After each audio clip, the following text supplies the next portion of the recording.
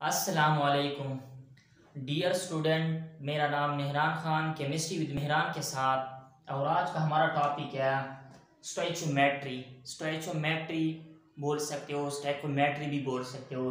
तो हमारे पास वर्ड्स हैं स्टोइचियोमेट्री, और ये ग्रीक वर्ड्स दो वर्ड्स से बना हुआ है। एक है हमारे पास स्टोइचियंस। स्टोइचियंस मीन्स एलिमेंट और मेट्री मीन्स मेजरमेंट, यानी हमने एलिमेंट की मेजरमेंट करना है, या जो रिएक्टेंट प्रोडक्ट में जो हमारे पास रिएक्टेंट प्रोडक्ट में जो एलिमेंट होता है उसकी मेजरमेंट करना है। तो अगर हम देखें हमारे पास डिफिनीशन है, बुक्स में लिखा है, वहां से देखो the branch of chemistry. The branch of chemistry which deals with the quantitative relationship between reactant and product in a balanced chemical equation. So repeat करता हूं, the branch of chemistry which deal with the quantitative relationship between reactant and product in a balance chemical equation. क्या मतलब है इस definition में? वो बता रहे हैं कि हमारे पास एक बैलेंस, मेन बात उसमें क्या, balance chemical equation. Balance chemical equation क्या होता है? जिसमें रिएक्टेंट और प्रोडक्ट में एटम्स की तादाद बराबर हो तो बैलेंस केमिकल इक्वेशन। यानी अगर यहाँ पे मैं देखूं तो यहाँ पे 4 हाइड्रोजन, यहाँ पे भी 4 हाइड्रोजन, यहाँ पे 2 ऑक्सीजन, यहाँ पे भी 2 ऑक्सीजन। अब अगर यहाँ से मैं ये हाइड्रोजन मिटाऊं तो अब देखो ये बैलेंस केमिकल इक्वेशन नहीं है बल्कि इम्बैलेंस केमिकल इक्वेशन है, क्योंकि यहाँ पे 2 हाइड्रोजन और यहाँ पे 4 हाइड्रोजन।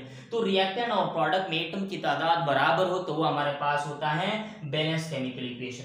तो अब हमारे पास अगर आप देखें रिएक्टेंट और प्रोडक्ट की जब हम क्वांटिटेटिवली स्टडी करते हैं, क्वांटिटी स्टडी करते हैं, अमाउंट स्टडी करते हैं कि रिएक्टेंट हमने कितना लिया है, प्रोडक्ट कितना लिया है, या रिएक्टेंट कितना लेंगे प्रोडक्ट कितना बनेगा, तो इस तरह की जब हम स्टडी करते हैं तो इसको बोला जाता है स्टोइचियोमेट्री। और ये केमिस्ट्री का एक हमारे पास क्या होता है, ब्रांच है।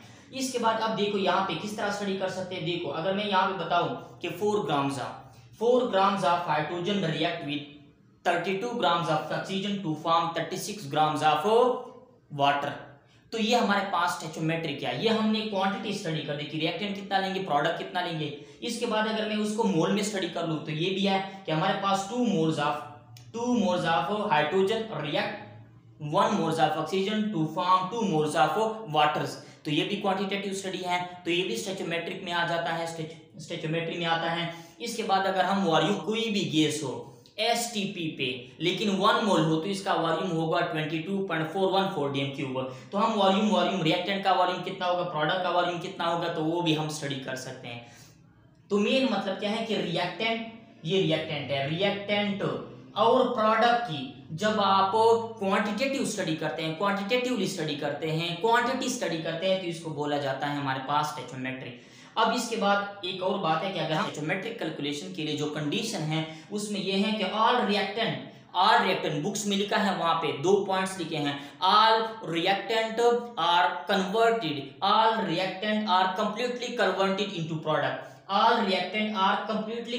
Into product. ये बात ज़हन में रखना है कि तब आप कैलकुलेशन कर सकते हो, आप तब स्टोइचियोमेट्रिक कैलकुलेशन कर सकते हो जब आपके पास ये चीज फॉलो हो रही हो, ये कंडीशन हो। इसके बाद no side reaction takes place, side reaction ना बने, साइड प्रोडक्ट ना बने। साइड रिएक्शन क्या होता है कि हमें जो चीज दरकार हो, जिस चीज की हमें जरूरत हो, इसके अलावा अगर कोई चीज बने तो इसको बोला जाता है साइड प्रोडक्ट या साइड रिएक्शन।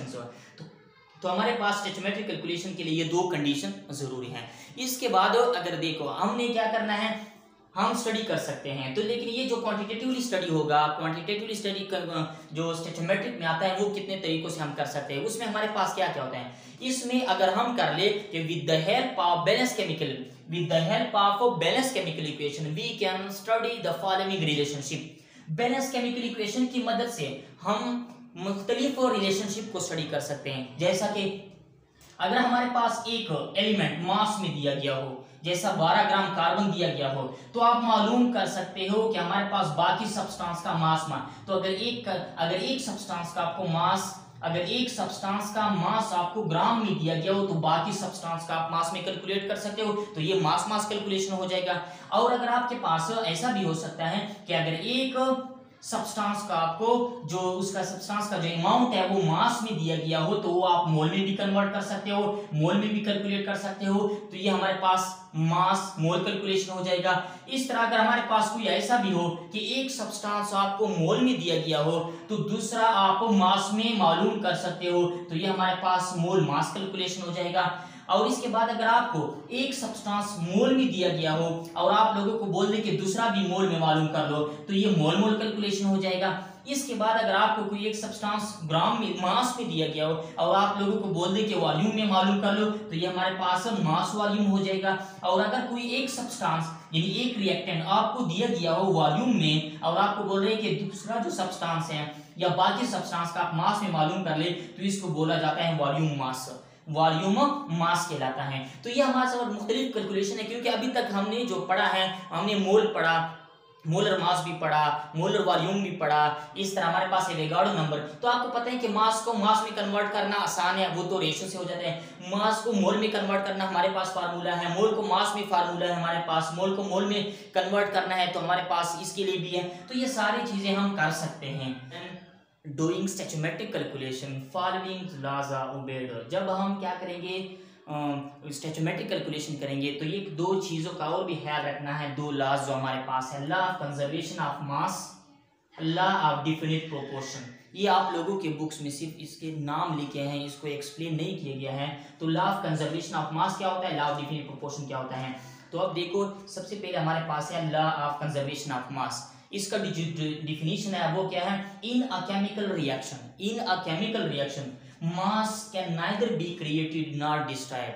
कि एक केमिकल रिएक्शन में हमारे पास मास ना हम पैदा कर सकते हैं और ना उसको खत्म कर सकते हैं, सिर्फ हमारे पास एक फॉर्म से दूसरे फॉर्म में एक सब्सटेंस कन्वर्ट होता है। जैसे अगर हम देखें एग्जांपल में कि कार्बन हमारे पास सॉलिड फॉर्म में होते हैं। देखो कार्बन हमारे पास है सॉलिड फॉर्म में, सॉलिड फॉर्म में है, ऑक्सीजन के साथ रिएक्ट करके ऑक्सीजन गैस फॉर्म में है और ये बन जाएगा गैस। तो सॉलिड हमारे पास अगर आप देखो कार्बन सॉलिड फॉर्म से गैस फॉर्म में कन्वर्ट हो गया और मास उसका कितना था, देखो 12 grams of carbon react 32 grams of oxygen to form 44 grams of carbon dioxide. अब अगर आप यहाँ पे देखो, ये प्रोडक्ट का जो मास है, इन दोनों का अगर हम सम, प्रोडक्ट का जो मास है ये इन दोनों रिएक्टेंट की मास के सम के बराबर है। यानी यहाँ के 44 में अगर आप 32 ऑक्सीजन का निकाल दे तो कार्बन का रह जाएगा, कार्बन का वही 12 हो जाएगा। तो मेन मकसद क्या है कि मास can neither be created not destroyed. यहाँ पे 12 ग्राम कार्बन है तो यहाँ पे भी उसका मास क्या आता है, 12 आता है, क्योंकि 12 कार्बन का होगा 32 ऑक्सीजन का होगा, तो 12 जमा 32 आपस में ऐड कर ले, हमारे पास 44 ग्राम आ जाएगा। तो ये हमारे पास क्या था, लॉ ऑफ कंजर्वेशन ऑफ मास। यानी हमने जब स्टैचोमेट्रिक कैलकुलेशन करना होगा तो लॉ ऑफ कंजर्वेशन ऑफ मास का भी ख्याल रखना होगा। जब हम स्टैचोमेट्रिक कैलकुलेशन करेंगे तो इसमें हम दो लॉस का जो है ना वो फॉलो करेंगे, दो लॉस फॉलो करेंगे। इसमें एक हमारे पास था लॉ ऑफ कंजर्वेशन ऑफ मास और ये दूसरा जो हमारे पास है लॉ ऑफ डिफिनिट प्रोपोर्शन। तो ये लॉ ऑफ डिफिनिट प्रोपोर्शन का मतलब क्या है, लॉ ऑफ डिफिनिट प्रोपोर्शन का है कि compound is always composed of the same, compound is always composed of same element.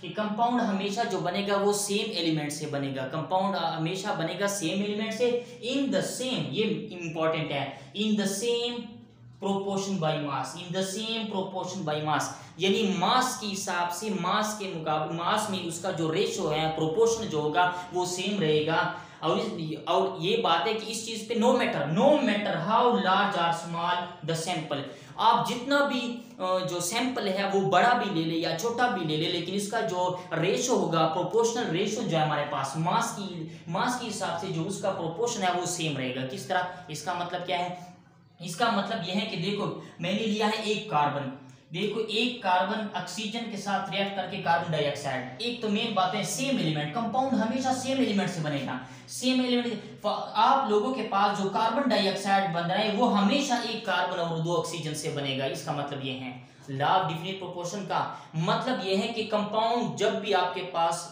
बनेगा तो वो सेम एलिमेंट से बनेगा। जैसा कार्बन डाइऑक्साइड बन रहे हैं तो वो एक कार्बन और दो ऑक्सीजन से बन रहे हैं, एक बात तो ये होगी। इसके बाद सेम प्रोपोर्शन बाय मास, मास के लिहाज से मास में उसका जो प्रोपोर्शन है वो सेम रहेगा। किस तरह, देखो ये मैंने लिया है 12 gram, 12 gram carbon react 32 gram oxygen to form 44 gram of carbon dioxide. अब इसका अगर मैं रेशो मालूम करना चाहूँ तो क्या कर लो, ये मैं 4 पे डिवाइड कर सकता हूँ, 4 पे ये डिवाइड कर लो, 4 पे ये डिवाइड कर लो और 4 पे ये डिवाइड कर लो, तो ये हमारे पास आ जाएगा 3, ये यहाँ पे आ जाएगा 3, ये हमारे पास आ जाएगा 8। तो हमेशा जब भी कार्बन डाइऑक्साइड बनेगा, कार्बन और ऑक्सीजन का जो रेशो होगा वो 3/8 आएगा, हमेशा जो रेशो उसका आएगा 3/8 आएगा। और यहाँ पे हमारे पास क्या आ गया, आ जाएगा हमारे पास 11। तो ये रेशो अगर आप देखिए 3:8:11 रेशो, 3:8 जिसको बोला जाता है प्रोपोर्शनल। प्रोपोर्शन का मतलब क्या होता है, ये कि कार्बन अगर 3 है तो ऑक्सीजन 8 होगा और हमारे पास कार्बन डाइऑक्साइड हमारे पास 11 बनेगा। अब अगर मैं इसकी मिकदार बढ़ाऊं, अमाउंट बढ़ाऊं, क्योंकि यहाँ पे नो मैटर हाउ लार्ज और स्मॉल द सैंपल, अब सैंपल को मैं बढ़ाना चाहता हूं तो सैंपल मैंने बढ़ाया, ये डबल हो गया। अब अगर इसकी अमाउंट में डबल कर लूं, 12 की जगह पे मैं इसको क्या कर लूं 24 कर लूं, ये मैंने 24 कर लिया। और इसको अगर मैं क्या कर लूं 32 की जगह पे उसको डबल कर लूं 64 कर लूं, ये 64 और ये 44 की जगह पे ये डबल हो गया 88 हो गया।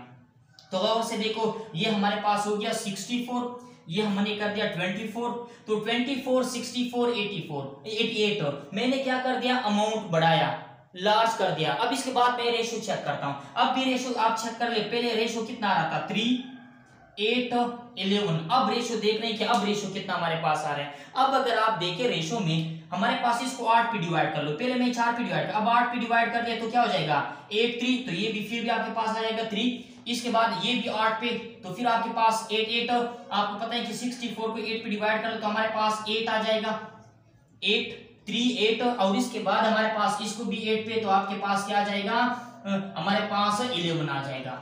तो जहन जो गौर से देखो कि हमारे पास मिकदार बढ़ाने से कंपाउंड जिन एलिमेंट से बना है, जिन एलिमेंट से बना है ना वो एलिमेंट चेंज हो सकते हैं और ना उसका जो प्रोपोर्शनल बाय मास है वो चेंज हो सकता है। जैसे एग्जांपल मैंने आप लोगों को यहाँ पे बताया, ये हमारे पास है लॉ ऑफ डिफिनिट प्रोपोर्शन कि आपने एक कार्बन 2 ऑक्सीजन से बना हुआ है कार्बन डाइऑक्साइड, इसका 12 ग्राम है, इसका 32 ग्राम है, इसका 44 ग्राम है। ये जब हमने कर दिया तो रेशो आ रहा था 3 8 11, इसके बाद मैंने मिकदार बढ़ाया 24 ग्राम कर दिया, तो 24 ग्राम 64 ग्राम और 88 ग्राम से, इसके बाद मैंने उसको 8 पे डिवाइड किया, 8 पे डिवाइड किया क्योंकि पहले 4 पे डिवाइड हो रहा था, अब 8 पे डिवाइड हो सकते हैं, तो 8 पे डिवाइड कर लो फिर भी 3 आ जाएगा, 8 पे डिवाइड कर दो 8 आ जाएगा और 8 पे डिवाइड करो तो 11 आ जाएगा। तो ये हमारे पास लॉ ऑफ डिफिनिट प्रोपोर्शन है कि हमेशा कंपाउंड जो बनेगा वो सेम एलिमेंट से बनेगा और इनके दरमियान जो मास का जो प्रोपोर्शन होगा वो भी सेम रहेगा, उसमें चेंज नहीं होगा। तो ये जो टॉपिक है आप लोगों का इंतहाई ज्यादा इंपॉर्टेंट टॉपिक है, बुक्स में तो सिर्फ उसने बुक्स में स्टैटिस्टिकल कैलकुलेशन जो है इस तरह लिखा है कि आप लोगों ने इसका डिफिनीशन याद करना है और एग्जांपल, बाकी ये जो लॉ ऑफ डिफिनिट प्रोपोर्शन है और लॉ ऑफ कंजर्वेशन ऑफ मास जो है ना वो आप लोग यहाँ से नोट कर सकते हैं। और आज का ये टॉपिक कंप्लीट हो रहा है। अल्लाह हाफिज।